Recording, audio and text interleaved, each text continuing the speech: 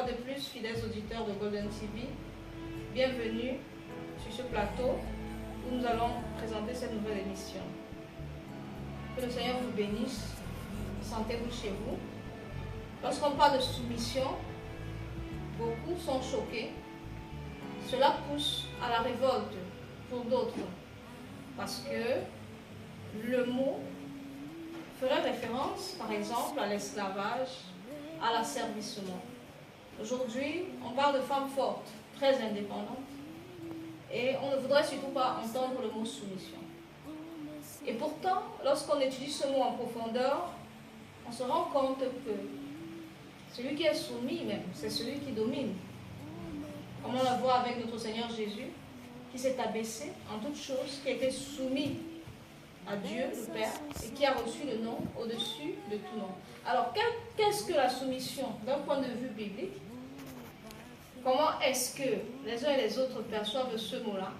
Quels sont ses avantages? Aujourd'hui, je ne suis pas seule, je suis accompagnée de Golden, Cardel, Juliette et Jean-Paul, qui vont nous donner leur point de vue sur la question. Que Dieu vous bénisse. Merci. La soumission dans le mariage. De quoi s'agit-il exactement? Pour étayer notre propos, nous allons lire Éphésiens, chapitre 5, les versets 22 à 23. Je m'en vais vous donner la lecture dans la version Louis II. Les principes divins d'autorité et de soumission dans l'Église. Mari et femme. Femme, que chacune soit soumise à son mari comme au Seigneur. Car le mari est le chef de la femme, comme Christ est le chef de l'Église, qui est son corps et dont il est le sauveur. Or, de même que l'Église est soumise à Christ, les femmes aussi doivent l'être à leur mari en toutes choses. Une fois de plus, comme je l'annonçais, je suis avec Golden Cardel. Bonsoir Cardel. Bonsoir Esther. Comment tu vas?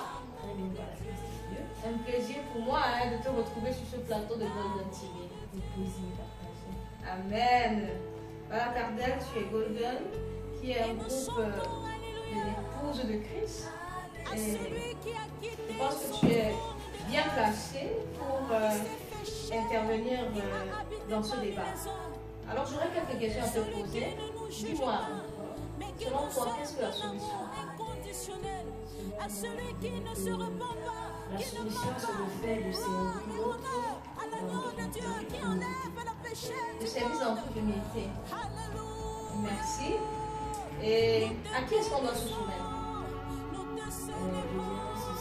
on se soumettre à Dieu, on se soumettre à nos supérieurs, on doit se soumettre à la Bible nous dit dans Éphésiens 5, verset 22, en tant que femme que je suis, je vais être soumise à mon mari ou à mon futur époux que le Seigneur me donnera. Et également, on doit être soumis également à nos aînés, nos leaders. Okay. Moi, je dirais comme ça. Merci. Merci. Et concrètement, ça se manifeste comment? Comment se soumettre à son leader? Comment se soumettre à son mari, par exemple? Pratiquement. Pour répondre à cette question, je dirais s'il faut revenir, comme on dit souvent dans l'Ancien Testament, d'après Genèse 27 au verset 29, où quand Isaac, si vous vous souvenez de l'histoire d'Isaac, le père de Jacob et d'Ésaü, quand il était arrivé le moment où Isaac devait mourir, il a appelé parce que la Bible dit ceci, celui qui était inférieur doit être soumis, doit être supérieur au frère Ésaü, si on se souvient bien. Donc, ici, Isaac, qu'est-ce qu'il a fait? Il a appelé son fils qui était normalement celui qui était supérieur, il devait le bénir. Mais pendant la naissance, c'est Jacob qui était le second. Donc nous voyons ici que lorsque Isaac a béni Jacob qui était le deuxième né, il a dit ceci, que des peuples te soient soumis et que des nations se prosternent devant toi. Sois le maître de tes frères et que les fils de ta mère se prosternent devant toi. Jacob qui était le deuxième né, il a dit ceci, que des peuples te soient soumis et que des nations se prosternent devant toi. Sois le maître de tes frères et que les fils de ta mère se prosternent devant toi. Maudit quiconque te maudira et béni quiconque te bénira. Donc nous voyons ici que la soumission généralement est accompagnée de bénédictions. Donc lorsqu'on est soumis soit à nos leaders, soit à nos frères, soit à nos maris, soit à tout ce que Dieu place devant nous en tant que supérieur, ainsi la bénédiction de Dieu. Merci. Merci beaucoup, Cardel. La soumission accompagne de bénédictions. Et en quoi est-ce qu'une femme ou alors quelqu'un dans la Bible a été soumis et on a vu que la personne a été bénie? Vous avez un exemple que je peux vous donner? Moi, je dirais l'exemple de Marie. On a l'exemple de Marie qui était mariée à Joseph. Et nous voyons l'histoire un peu de Marie, que Marie, elle était tombée enceinte pendant les fiançailles, malgré tout, Joseph avait toutes les raisons de se séparer de Marie. Mais après cela, ils se sont unis. Pendant qu'ils se sont unis, je dirais que elle a été soumise à son mari Joseph, vu que avec tous les problèmes qu'ils ont eus, ils ont pu toujours tenir leur famille jusqu'à l'accomplissement de la promesse de Dieu qui était en Jésus. Mais on parle également d'une femme, Abigail, qui n'a pas écouté son mari Nabal. Et elle a été bénie. Comment comprendre une telle situation? Concernant cette situation, je dirais ceci, il y avait une voix qui était en autorité devant Nabal qui était la voix de Dieu, qui était le serviteur de Dieu David. Donc David avait reçu des recommandations de Dieu et nous savons qu'en tant qu'homme et femme qui a été faite à l'image et à l'enseignement de Dieu, nous sommes appelés d'abord à être soumis d'abord à Dieu, qui est le suprême, qui est celui-là que nous donnons, qui est l'autorité suprême. Donc par là, c'est pour ça, Nabal, il n'a pas été soumis à Dieu. C'est ce qui s'est passé alors que Dieu a fait retomber également que sa femme ne pouvait pas être soumise à Dieu. Merci beaucoup, Cardel. Merci. Que Dieu te bénisse et à la prochaine. Merci, à la prochaine. Très bien, comme deuxième intervenante cet après-midi, je suis honorée par la présence de Golden Juliette. Bonsoir, Sister Juliette. Bonsoir, ma Chris. Un plaisir de t'avoir sur ce plateau de Golden TV. C'est bon d'être là. Merci. Voilà, Golden Juliette, nous parlons de la soumission. Ça tombe bien. Est-ce que tu es mariée? Si, je suis mariée. Et tu es soumise? Oui. Ah, voilà, on va le voir tout à l'heure. Ça, c'est très intéressant. Lorsqu'on parle de la soumission, de prime abord, de quoi s'agit-il concrètement? Pour une femme, pour un enfant de Dieu, ainsi de suite. Ok.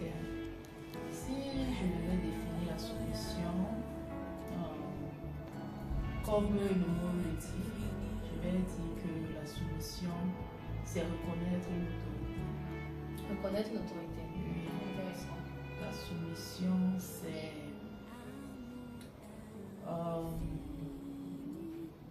respecter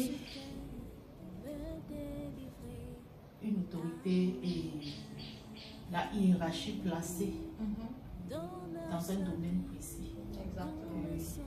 Parce que nous pouvons vraiment le remarquer peut-être dans la vie quotidienne.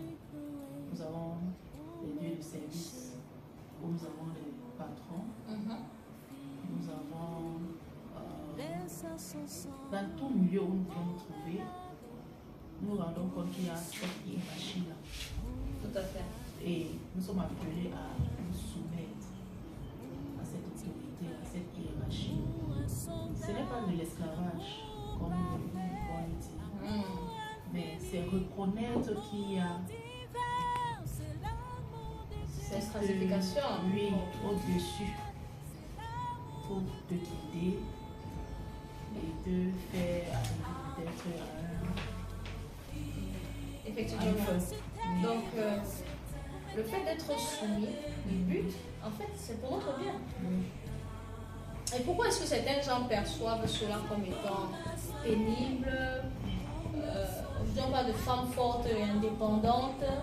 Cela vraiment va à contre-courant du mot soumission. Parce que qui dit être soumis ne peut pas avoir une totale indépendance, une totale liberté.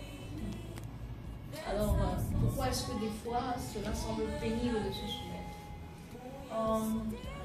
Ça, c'est une très bonne question. Je me dis que lorsque ça devient pénible à se soumettre, c'est à cause de l'orgueil. Je peux dire, il y a d'abord l'orgueil. Oui, parce que la soumission, c'est vraiment pour notre bien, comme vous l'avez dit. Lorsque tu te soumets à une autorité, tu as plus de... Comment le dire? Tu as celui qui a quitté son trône de grâce, qui s'est fait chair. Conduit, tu as plus de insight. Oui, de comment marcher. Oui. Parce que, disons par exemple, dans le foyer, comme nous parlons de la femme, oui, elle doit être soumise à son mari. Lorsqu'on appelle, on demande à la femme d'être soumise à son mari, au Seigneur. Lorsque tu sais le Seigneur, tu sais que le Seigneur, lorsque tu sais le Seigneur, tu connais comment tu parles, tu le respectes. Il y a ce respect. Donc lorsque tu te soumets à ton mari, il faut seulement d'abord le respecter. Donc le respecter. Okay. Toi aussi tu peux apporter ta contribution. Mais je pense que Dieu, comme il a institué, il a tant bien dit que l'homme est le chef de la famille. Et il a mis cette capacité en l'homme de diriger ce foyer-là. Toi, tu apportes de l'assistance. Tu apportes de l'assistance, tu es son aide. Donc, lorsque vous communiquez, tu sais quand même que ça, c'est une autorité. Il est placé là pour te diriger. Donc, c'est en quelque sorte, vous complémentez. Voilà, la soumission, finalement, c'est donc une complémentarité. Merci, merci. Et dans ta vie de tous les jours en tant que femme, est-ce que tu peux nous donner un exemple pratique de soumission? Comment est-ce que tu peux te soumettre à ton époux? Dans ma vie pratique en tant que femme, je dirais que je ne prends pas de décisions sans en parler à mon époux. Parce que si je reconnais qu'il est placé comme celui qui est là pour me guider, cette autorité lui a été donnée par le Seigneur, qui est notre modèle. Tout à fait. Si je reconnais cette autorité-là dans sa vie, il me faut aller vers lui et qu'ensemble nous puissions voir si ce que j'ai en tête est une bonne idée ou pas. Tout à fait. Oui. Ce n'est pas obligatoirement, ce n'est pas qu'il est obligé, c'est lui qui a le dernier mot. Mais c'est pour cette orientation-là, parce que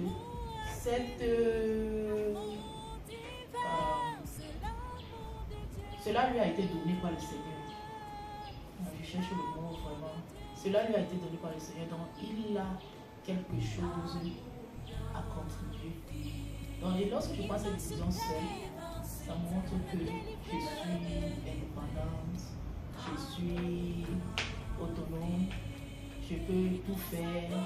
Ça veut dire que je n'ai même pas besoin aussi du Seigneur. Donc, c'est pas aussi besoin du Seigneur. Donc, si j'ai besoin du Seigneur, que je ne vois pas, et mon époux est là que je vois chaque jour, je peux aller vers lui. Je respecte cette autorité que le Seigneur que je crois, celui que je crois en lui, m'a mis à ma disposition. Mais Sister Juliette, cela peut sembler facile si on a un mari qui craint Dieu. Qu'en est-il lorsque le mari n'a pas la crainte de Dieu, il n'est pas soumis à Dieu? Est-ce qu'il faut toujours se soumettre à une telle personne? Oui. Il faut toujours se soumettre. Tant que la Bible dit qu'on doit se soumettre, il faut qu'on se soumette. La Bible n'a pas dit qu'on se soumet aux maris qui ont cru à Dieu. Et si le mari demande avec un combat, Non, on ne va pas aller, mais on ne va pas refuser non plus. On n'ira pas, on ne dit rien. Il y a une façon de refuser, ne pas faire quelque chose qui est mal. Tu ne refuses pas dans, peut-être, comment dire, tu ne refuses pas avec manque de respect, avec autorité, parce qu'il n'y a pas deux autorités. En ce moment, tu dois reconnaître qu'il y a une autorité en ce moment. Donc tu ne refuses pas avec ce manque de respect. Il y a une façon que tu peux le faire comprendre que tu n'iras pas. Parce que ce n'est pas correct. Mais lorsque tu dis que, ok, toi tu as donné l'ordre que je ne dois pas aller, moi je vais te faire comprendre que j'irai, tu ne peux rien, mais ça va. C'est comme s'il y a deux autorités en ce moment. donc toujours se mettre avec une voix douce, respectueuse et donner sa place. Merci. Merci beaucoup pour tous ces conseils. On reviendra peut-être vers toi. Que Dieu te bénisse. Merci. Notre troisième intervenant ce soir se nomme Papa Paul. Bonsoir Papa Paul. Bonsoir. Un plaisir de t'avoir ce soir sur le plateau de Golden TV. Voilà. Papa Paul, tu es marié et avoir à tes cheveux, nous savons que tu as beaucoup de choses à nous dire par rapport au thème de la soumission. Alors, qu'est-ce que la soumission selon toi? Merci beaucoup. La soumission, c'est la capacité de refuser d'exister pour influencer une vie. Je veux dire, si le mari peut être schématisé par un verre d'eau et que la femme n'a qu'un carreau de sucre, je dis dans un verre d'eau, après un certain temps, ce carreau de sucre disparaît. Mais il existe parce qu'il sucre la vie, il sucre le verre d'eau. Voilà, merci beaucoup. Concrètement, comment ça se passe? En tant qu'époux, qu'attendrais-tu par exemple que ton épouse fasse qui reflète qu'elle soit soumise à toi? Pratiquement. Elle peut faire quoi par exemple? Quand on demande ce qu'il faut faire, je vais te dire, écoutons, il faut connaître la nature humaine. La femme ressent que son mari l'aime. Mais l'homme attend que la femme lui prouve qu'elle aime. Alors aujourd'hui, si la femme décide de s'investir tel que la Bible nous dit, dans la femme,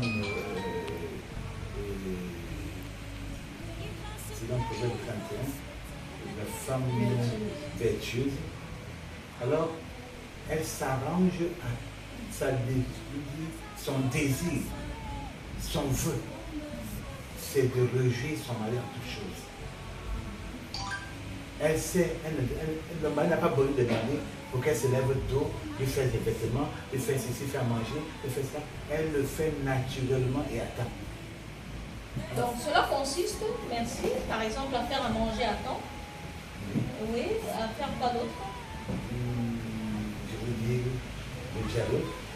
Dialoguer. La soumission dans le dialogue. La soumission dans le dialogue. De soumettre ses idées, ses propositions à son mari, pas de les imposer. Très bien, merci, ça nous a fait. Et je veux dire, même dans l'éducation des enfants, Oui. après tout ce qu'elle fait, fait pour les enfants, elle amène les enfants à se soumettre comme elle à leur papa,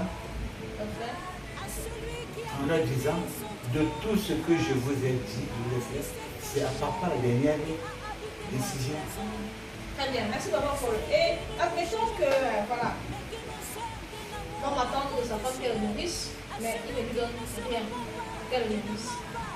Dans ce cas, est-ce qu'on peut toujours attendre la solution lorsque on ne fait rien, on ne joue pas son rôle? Est-ce qu'on peut espérer encore être respecté dans ce cas? Il n'y a pas de conditions. L'ordre ne... Il n'y a pas de conditions. L'ordre ne vient pas de moi et de la société. lors des vies, tu dois être soumise. Je veux dire, même si dans ma nature, je ne connais pas donner la ration, ma femme peut m'amener à être le meilleur dans la ration. Je voudrais également dire, si c'est dans cette société, aujourd'hui, les femmes ne sont plus comme les femmes juives d'antan. Elles sortent travailler. Aujourd'hui, elle peut donner à son mari pour qu'il donne. Aujourd'hui, c'est comme si tu étais moins qu'une femme. Même dans l'église aujourd'hui, combien de femmes chrétiennes soumettent-elles leurs revenus à leur mari? Le monde a pris des barrages, à tel point que la femme chrétienne peut soumettre une partie de sa vie à son mari. Elle soumet son corps à son mari, même pas soumettre ses poches. Pourtant, ce n'est pas la permission du mari qu'elle va travailler. Et on dit que nous sommes unis. On ne va pas dire La soumission en toutes choses. La soumission en toutes choses. Et même s'il prend et gaspille, alors va traiter avec l'autorité de ton mari. Ce n'est pas le patron. Celui qui t'a investi sur toi, c'est qui? Le Seigneur Jésus. Traite avec Jésus. Il va inclure son cœur à la du Seigneur Jésus. Il est un mari idéal. Amen. Amen. Voilà. Merci, Papa Paul. Donc, selon tes dires, la soumission n'est donc pas une faiblesse. La soumission n'est pas de l'esclavage, mais c'est plutôt une force. Alors, la femme qui se soumet, qu'est-ce qu'elle gagne? Wow. C'est aussi vrai que Dieu t'a établi, il a conseillé, il t'a commandé de te soumettre. Il est le rémunérateur par excellence. Dieu. Amen. Le rémunérateur par excellence. Et aujourd'hui, la force de la femme chrétienne se trouve dans la soumission. Amen. Quand une femme soumise prie, le ciel répond. Je vais encore aller jusqu'à dire, je parle encore de la plus belle femme du monde. Elle s'appelait Sarah. Je vous en prie, mesdames. Elle s'appelait Sarah. Et Sarah était, malgré sa beauté, elle a développé une soumission inconditionnelle à son mari. Au point de dire à qui il faut entendre. De dire, de répondre à son mari, pas en l'appelant Abraham, mais en l'appelant son Seigneur. Alors, je peux nous assurer, plus tu te soumets à ton mari, plus il s'investit pour te protéger, pour te garder. Merci. Merci beaucoup, Papa Paul. Voilà, le débat est grand, le débat est riche. Nous allons parler de soumission aujourd'hui, avoir un récapitulatif. Nous invitons tous à la prochaine émission qui va parler cette fois-ci du devoir des hommes. Marie, aimez vos femmes. De quoi s'agit-il concrètement? Sur ce, je remercie tous les panélistes, tous les intervenants. Merci d'être venus nous donner votre point de vue sur ce plateau. Que Dieu vous bénisse abondamment. Nous sommes parvenus au terme de cette discussion sur la soumission de la femme selon la Bible. Cela est très riche. Nous avons vu que la soumission, c'est reconnaître une autorité, c'est accepter de disparaître afin de laisser l'autre paraître pour en faire de lui une force. La soumission n'est donc pas de l'esclavage. La soumission a beaucoup d'avantages, comme on l'a vu avec Sarah lorsque Papa Paul intervenait. Et nous devons toujours nous soumettre comme au Seigneur. Le mot soumission, bien aimé, vient de se mettre sous la mission. Comme les uns et les autres l'ont dit, c'est accepter volontairement. C'est une obéissance volontaire. Et c'est en cela que cela diffère de l'esclavage. L'esclavage, on vous oblige, on vous assujettit. Mais dans la soumission, vous décidez de descendre volontairement. Personne ne vous oblige, comme Jésus a accepté de se soumettre à Dieu le Père. Et parce qu'il a accepté de se soumettre, Dieu lui a donné le nom au-dessus de tout le monde. La soumission, c'est donc un tout qui englobe l'obéissance, la foi et la marche par l'esprit. Vous pouvez encore nous donner vos avis en commentaire. Veuillez partager si vous avez aimé, liker et on se dit à bientôt pour les prochaines émissions. Que Dieu vous bénisse. Bye bye.